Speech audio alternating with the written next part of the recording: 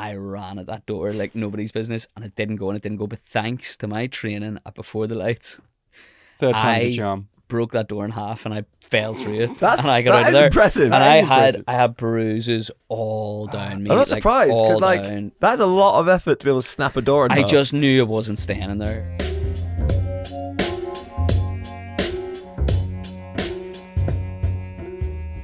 Welcome to Before the Lights. If you're new here, we're a team of health professionals based in London who train people from all over the creative world to get ready for TV, film, even live shows, but most importantly, for everyday life. I'm Dave Hasty. I'm George Ashwell. I'm Georgia Kenovan. And I'm Josh Betteridge. We've been lucky enough to build a pretty special group of members here at the club, so we thought it would be nice for other people to get to know some of them as well as we do. I was like, I need to start going to the gym. So I literally got up my laptop, and was like, PTs for actors. Welcome to Before the Lights podcast, guys. I'm Greg James. With me over here is Dangerous Dave, and here is Evil George. And today we're talking grind set. Grind set? It's not about mindset, guys. It's about grind set. It was the very first time I met you when you came in and you actually had to run off and be sick in the toilet. You feel quite vulnerable when you're kind of lying on your back with your legs up in the air because you feel sick. Just breathing, and I'm like, this never happens. I'm so sorry. So sit back, only do some exercise if you want to, and maybe even learn something about how to look after yourself. Welcome back to Before the Lights podcast. I'm with George today. Yes, I'm back. I haven't been here for a while. What have you been doing? My favourite question, because George hates because answering it. I always just go The same thing relatively as you. we've been doing. The gym is now 1 year old. It is 1 year old. That doesn't sound right. 1 year old. 1 year old. Yeah. Congratulations to us. Congratulations to us. Yeah, we've done well. We've got it to this. We haven't burnt the place down or had to close yet, so that's good. Not yet. There's time. There's still time. And it's a welcome back to our guest on the show today, Conor Macneill. Woo! Hello. Thank you for having me back. Who has been here throughout the opening of this place. He has. So you've been with us for how many years? A long time. Well, I've been with you Before the Lights. Every version of what we've ever done, you've been there. You'll never get rid of me. I think you'll never get rid of us. No. To be fair. We're codependent. Yeah, we are. We're very codependent. Codependent. Any long-term listeners to the podcast will know that you've been on the podcast before. Yes. Hence the welcome back. As a reminder, people will probably have come across your work in the hugely popular industry, Yes. which we spoke about last time you were on the show. Yep. And then you also did season 2 of The Tourist on BBC. Mm-hmm. But you've been a very busy guy since then, so there's plenty to get stuck into. There is indeed. And in your last appearance, you teased a big action movie. We did. Which you couldn't talk about. No, you were went, like, wow. I've got this big action film, and we had trained a bit for it, but Yeah. you couldn't even say anything about it at that point. No. Which is The Land of Saints and Sinners, Yeah. which has now since come out, It has. On Netflix. which would be great fun to talk about. Yeah, I can't wait to talk. I 'Cause- love doing that. It involves you having a fight with Liam Neeson. It really does. We really, really went there. I trained with his team. So his team, we worked with him on everything. We trained with him for 2 weeks out there once I got out. And obviously I've been training with you guys before I went there. So you're already like prepped. I was already prepped, so I was like ready. And they were like, we've got this guy, my stunt double. I nearly want to, I'll send you a photograph of the stunt double if I can, if you can slot it in, if you're doing visuals, can absolutely slot do it that. in because it's crazy how much we look like each other. Oh, really? Yeah, it's mad. He's just like he's like a 45-year-old me. No like, way. He's like, it's mad.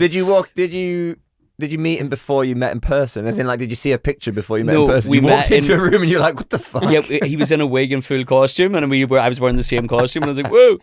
But basically, there was a lot of like the big things that they wanted to use him for was there's a scene where they or a part of the scene where they throw me into a table, and they were like, oh, we'll use him, whatever.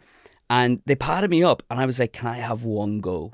And because you guys have probably trained me so well as well, they just used me. Oh, sick. And that guy didn't do anything. do And he was anything. like, You just got paid. free way. money. Yeah, he was Yeah. like, hey.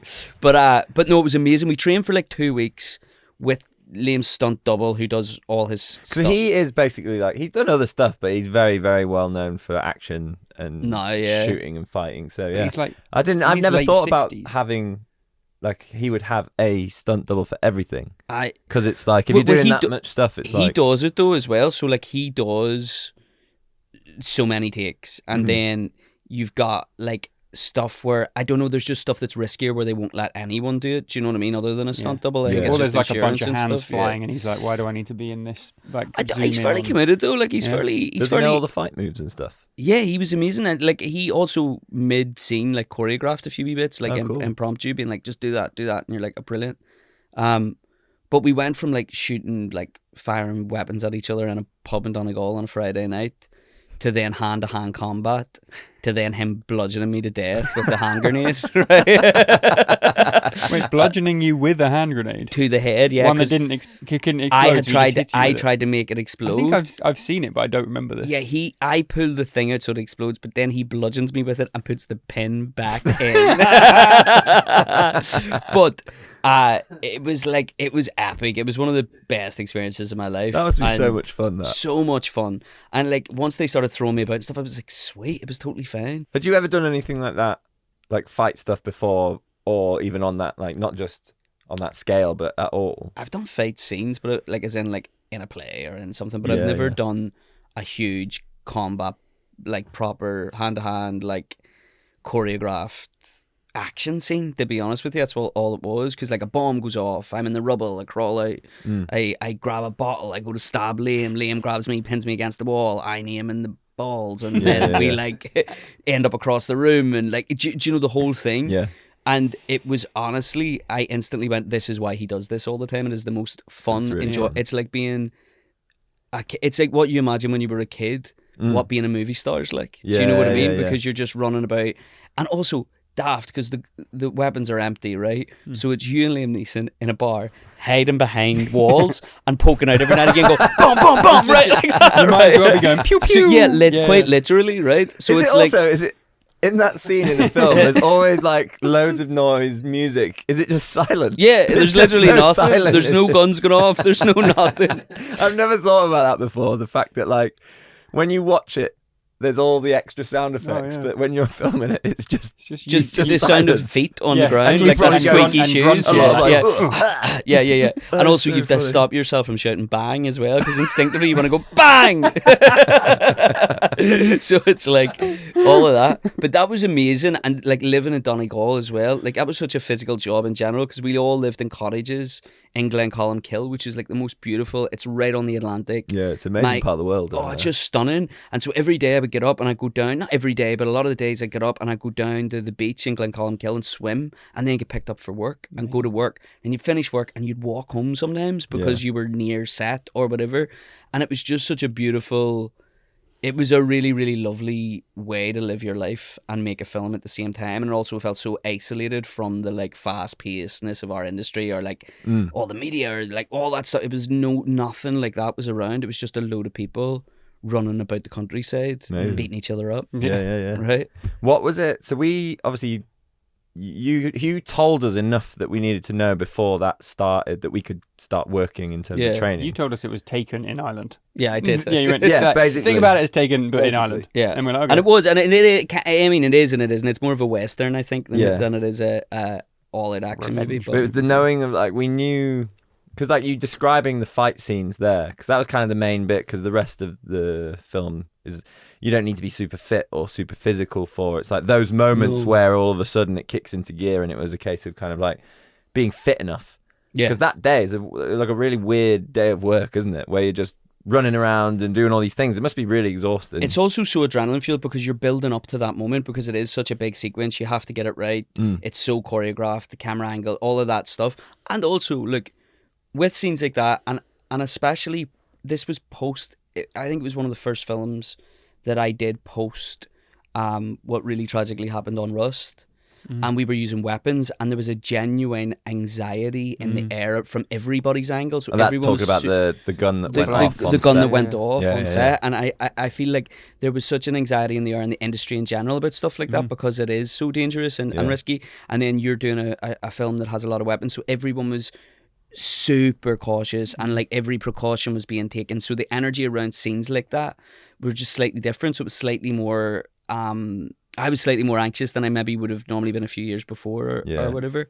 And then also it's the big fight sequence. It's your big, and for me, look, I'm a massive Liam Neeson fan. When you come from home and you grow up, he is an idol. He's an icon. Him and Kieran Hines are the people we like idolize.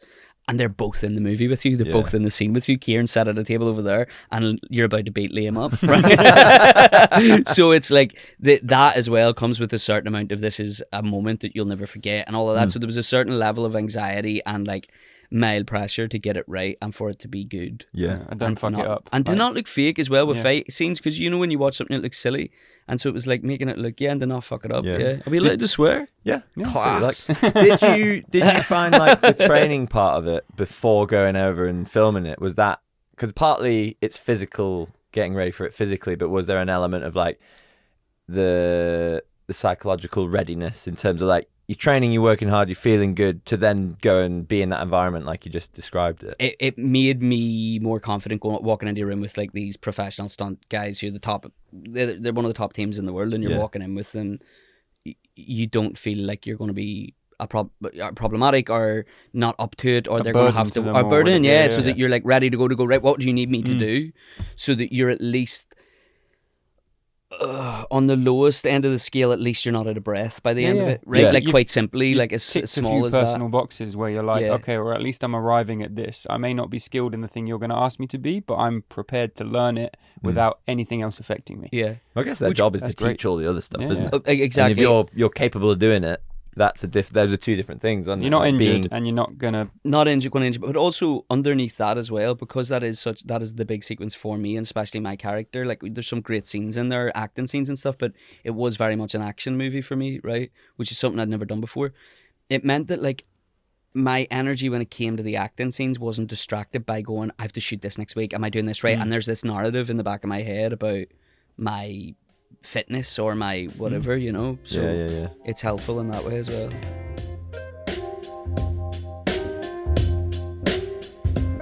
Since that time, most recently you played young Ned Gowan in Blood of My Blood, Yes. which is part of the world of Outlander, Yes. which is a big old beast. Yeah. Is it? Well, first of all, can you explain the show and the relationship between that and Outlander for anyone that doesn't know it, doesn't understand it? So Blood of My Blood is a origins tale, an origins tale of Outlander, set around. It's a romance story based on the parents of both Jamie and Claire, who are played by Sam Heughan and Katrina Balfe in Outlander.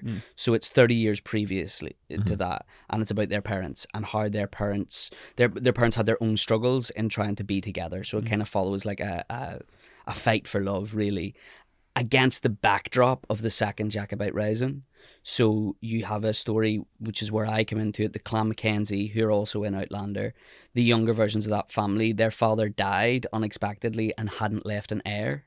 He hadn't chosen his successor. So the story is, I was his legal advisor, I was his consigliere, and I'm left with these children who are in their early 20s, late teens, and they are all, for different reasons, which you find out through the show, problematic and not the ideal leaders. Right. And I'm trying to basically work them and train them into becoming the best leaders so that they are voted the leaders by the other clans. Yeah. The rightful heir is the daughter, who is Ellen, played by Harriet Slater, who is Jamie's mum. But because of the times, it goes into a story about the patriarchy and women's place within the world at that time period. Even though she's the smartest, the most democratic, the bravest, And the oldest. and if the she oldest. was a man, she wouldn't. If she was a man, there wouldn't be a question. There wouldn't be a question. So it's about a navigation, and also Ned saw them grow up a lot, so he's kind of got this emotional bond to them all, but also is trying to be practical and save the family during a time of massive upheaval where Scotland's future is unpredictable. You've made me want to watch the whole thing now.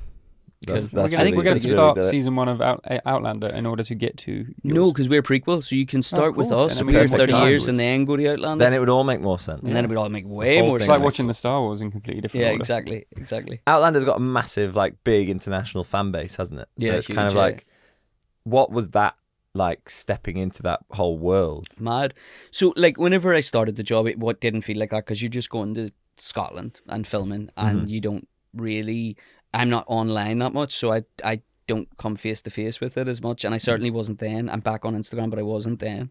So I didn't come face to face with the stuff online. Other people were telling me, but it's like it didn't really bother me. Yeah. Whenever we went to LA for the premiere, I was blown away, like because I've never been part of something that had a pre-existing fan base.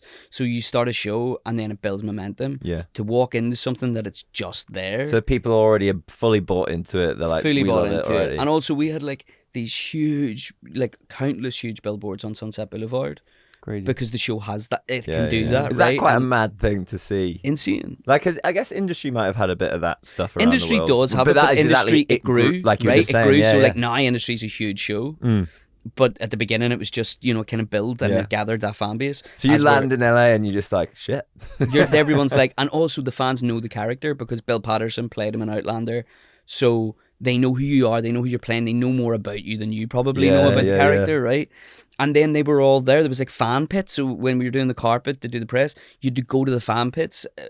I'd never experienced that before, where it's like your initial thing is like the fans first and then the press.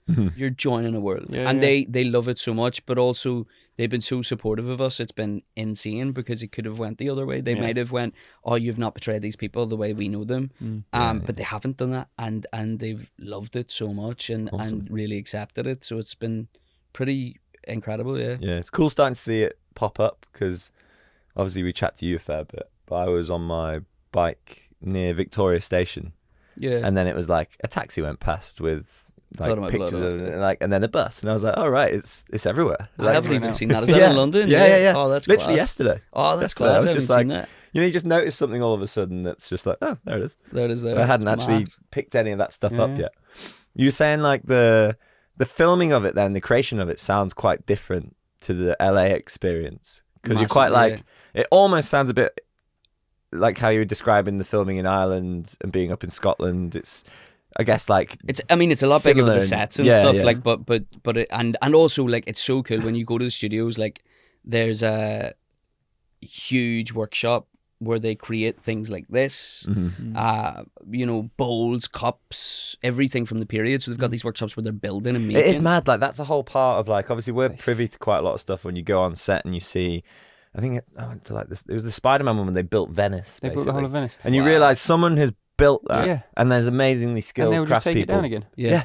And like you have a whole department of people making all the stuff that's just in the background It's that incredible. make to make sure it's right. Yeah. It's insane, isn't it? The mad And thing then is like, the costume department as well. Everything's Yeah, stitched and everything's sewed stitched and made. tailored. I've been really exactly loving to the photos you've been putting up of like you in the period costume with the funny shoes and then just sunglasses. I was like, I love that. I was like, that's just like, just you just dress like that all the time. It's so good. I love those heels as well. I love the heels. I'm the only one with proper heels because he's wealthier, so he gets like a Parisian heel. gets lifted. It's like a sign of your wealth. It's So very good. funny. Hard to walk on at the start as well. I bet. But I got there. I'm good at it now. really tight calves. Yeah. You were up there filming for like quite a long period of time, weren't you? So you went and lived in, you lived in Glasgow and then Lived you in would Glasgow, be yeah, in the we'd go in Highlands and out, filming yeah. or in the studios, and you would pop back down to London and Mhm. sort of pop in and out and come and see us, and we were getting to hear about what was going on. But one of my favourite things was you were training up there. Yeah. You'd like joined a local gym or something, Yeah.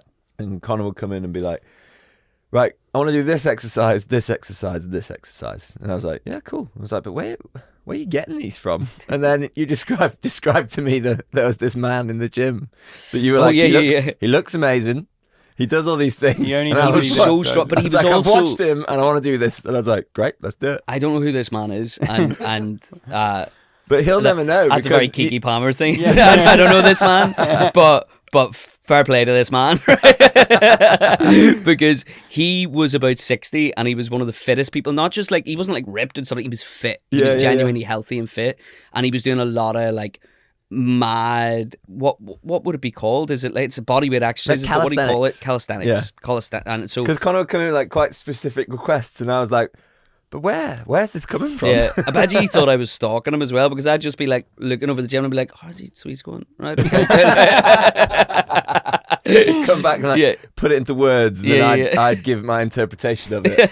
I don't know if we ever got it right, to be honest. I think but well, it's working. it's good enough. Is it working? No, I'm not quite him yet, but I'll get there. As well as all those slightly more major studio mainstream projects, you've been in a good amount of independent films, like Bring Them Down with Barry Keoghan Very briefly, yeah. and King Frankie. We were talking a bit about doing the Irish stuff in the gym earlier, actually, weren't we? Yeah. So you were saying how there's quite a lot of, because I guess people probably won't necessarily, stuff that ends up on the big streamers people will see, Mm-hmm. but there is this kind of like, the whole native shows in Ireland. Yeah. It must be quite nice to be part of that and be in these other bigger worlds at the same time. It definitely is. Like, I love home, and I think home's having a minute in the world right now on the world stage. It's always look, Irish people have always been everywhere, but I feel like creatively, like within the music scene and the film and TV scene, it's having a real moment, and the fashion scene as well. And it's so exciting to be part of something like that, and really important to be part of something like that. But also when you film at home, it feels so unpressured.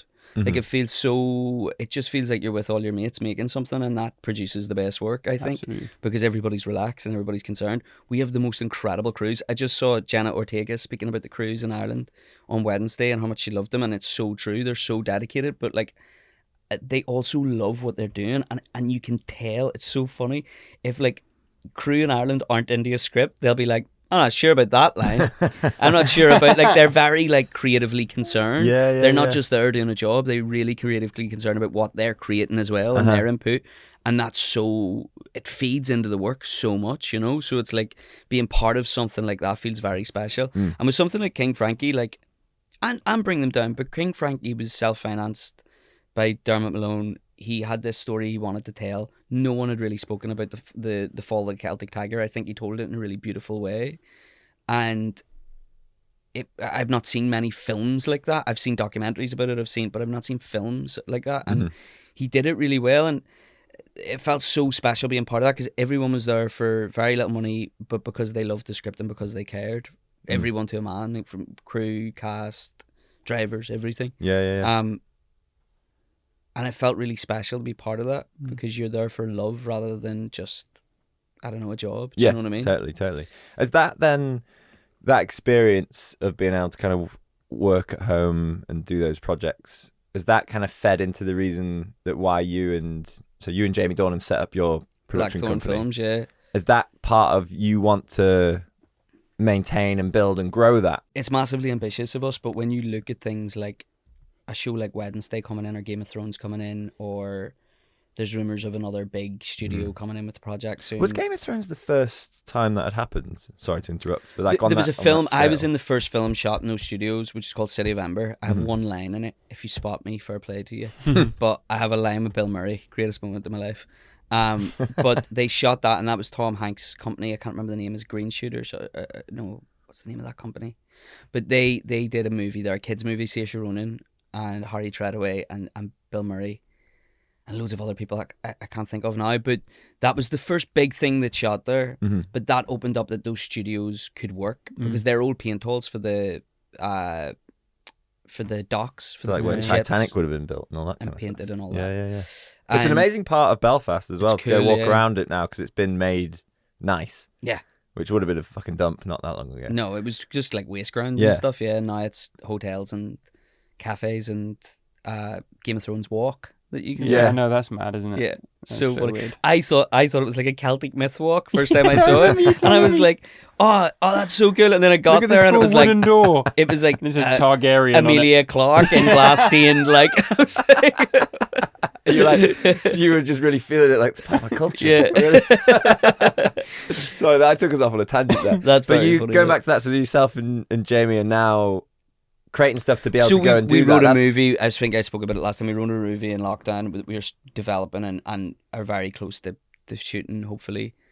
And we set up the company to just make sure that we had creative control of that. But then from there, one or two other people reached out and went, well, if you're doing that, would you be interested in doing this? And then it's just snowballed. Yeah, And it's amazing. frustrating because right now at this point, it'll be the classic thing of like talking about the Liam Neeson movie. Next year I can talk about it all. Right now we can't, but Yeah, with yeah, so yeah. many patents on the hob, it's like crazy. Yeah. It's mad and really exciting and in lots of different aspects. But the whole concept behind it is to create work at home, both about home but also for home, like to use crew, to use talent there, to give a path for new writers, for new directors, all of that Yeah. out. So it's not just like, me and Jamie will be maybe write the odd one, be in one, but predominantly the work we're working on, we're just producing it. Yeah. It's, And putting people in connection. And I think watching things like, to go back to that, to watching things like something like Tim Burton brings Wednesday in and shoots it in Ireland because Ireland's beautiful and wants to use the crew there and all of that. we want to try and create shows of that scale that are from us and by us, and That aren't just coming in and out. Yeah, that. yeah. And also looking back into the past as well. I kind of said this on an interview the other day, and I was annoyed that I didn't say it properly, but we have seen so many tales about our past made by other countries, by America, by England, and it's like we want to tell those stories, and we want to tell them with our lens on it, and our lens is funnier. So I'm so excited for like Right? when all this stuff starts coming out, because it's going to be some amazing stuff. The reason why I wanted to kind of work that in is like I'm really interested to know how that feels now that you're kind of like actor, writer, producer, kind of doing all that stuff.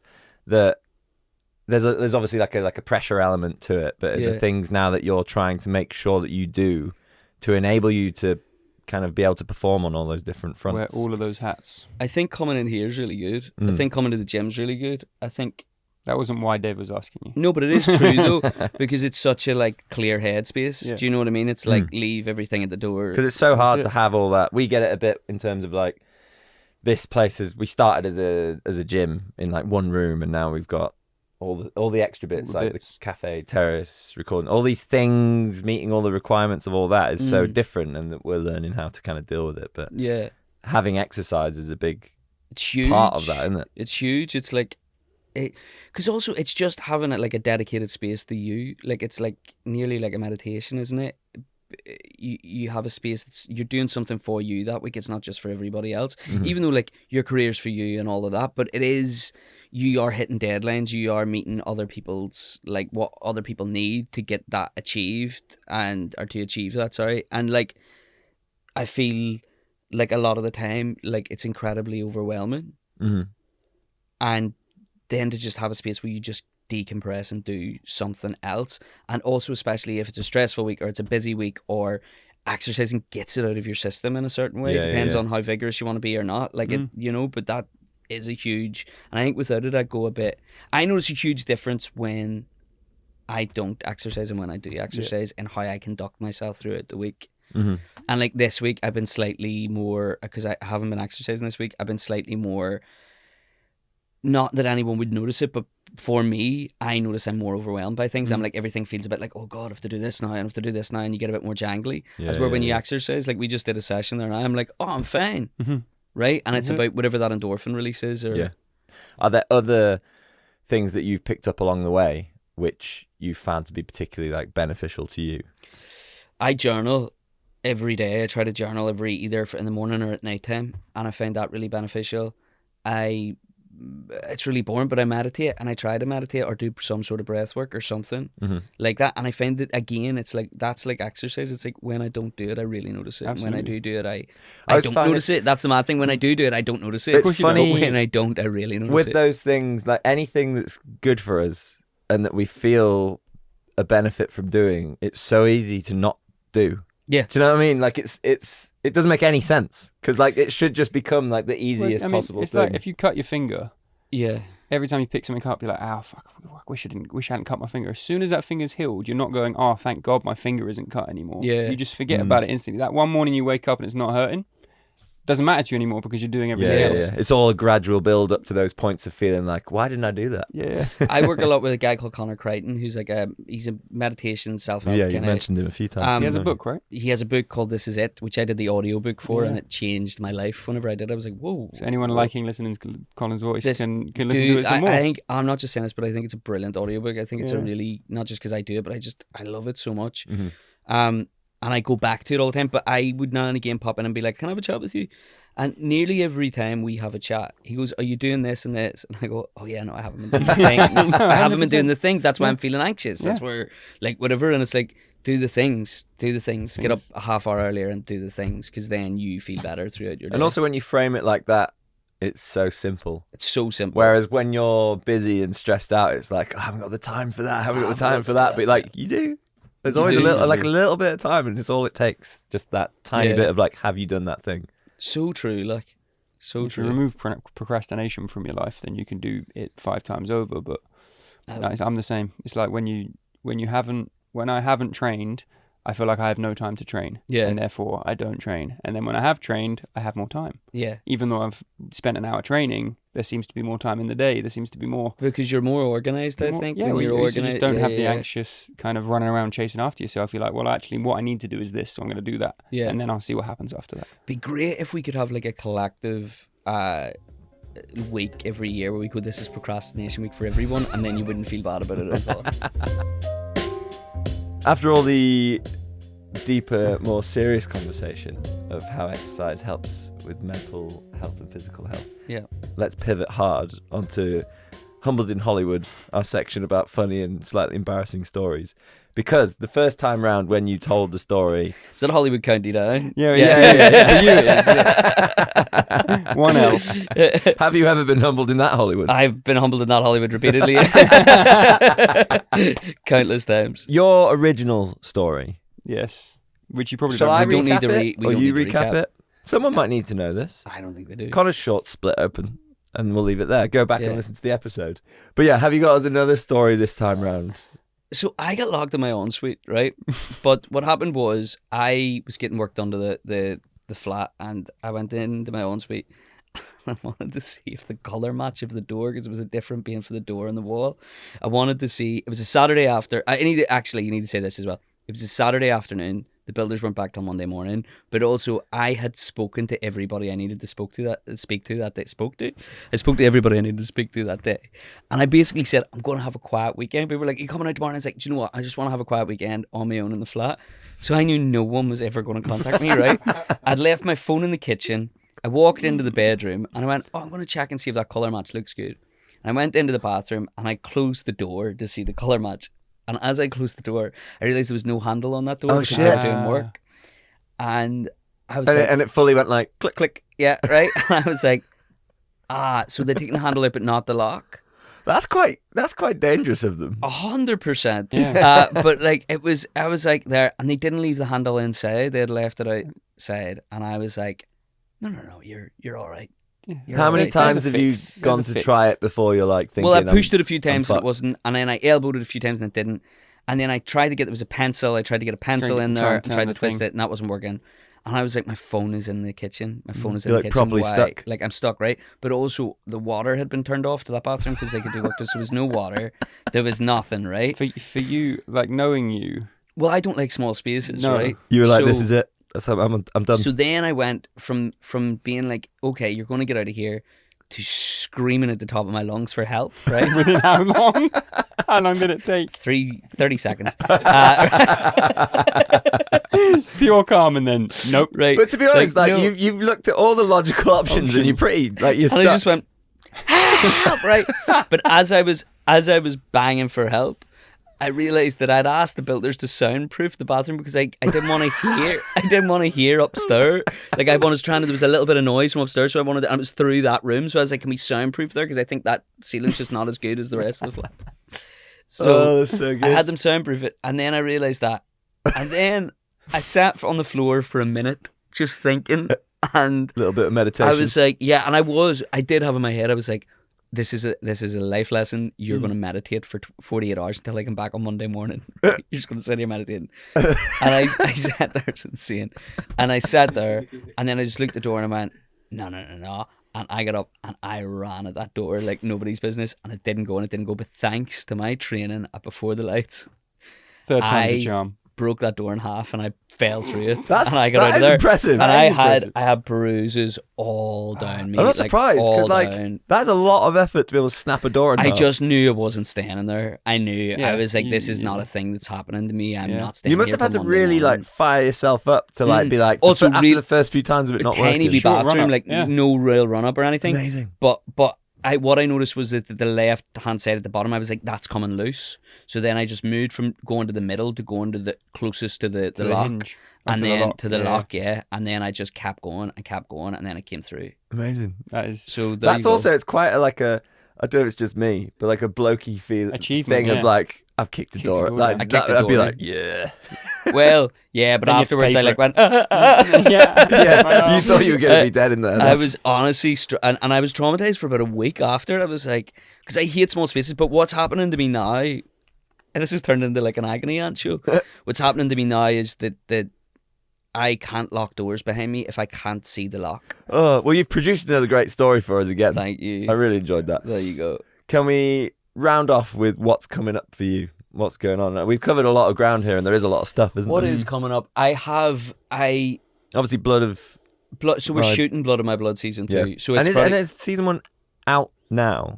season 1 is out on MGM Plus, which you get on Amazon Prime, and if you're in the US, it's out on Stars. Yeah. And so we're shooting season 2. So I didn't do an awful lot in between. I took some time out, Rightfully and so. then, but I did do. I'm in a series from a writer who I've worked with before, and I don't know if I can say I'm in it. I think I probably can, but I'm not going to take the risk. But I'm I'm only in one episode, but it's a really cool episode of TV. Yeah. And I'm really, really happy with it. And it comes out later in the year. And then there's one other show that I'm in a little bit that will come out later in the year. And those I can't talk about, Things but on I'm the in go. both those. And then I was straight back into this. So I'm doing season 2 of Outlander, Blood of My Blood. So we'll be on it until the end of the year. And then I'm just writing. You're also doing lots of other things lots of outside. other things. Yeah. So when you say you're exciting. taking a break, you're not. Yeah. You just have 9 jobs. Yeah. Well, thank you Exactly. very much for giving us some time Yeah, man. to Thank come and you do for this having me. in that schedule. Yeah. I love it. It's been so much fun. And Sweet. Can't wait for the next story. Exactly. 1 year's time we'll do it again. Yeah, yeah. I love it. My annual podcast. Thank you, mate. See you in a bit, guys. Thank Bye, you, bye, bye. mate.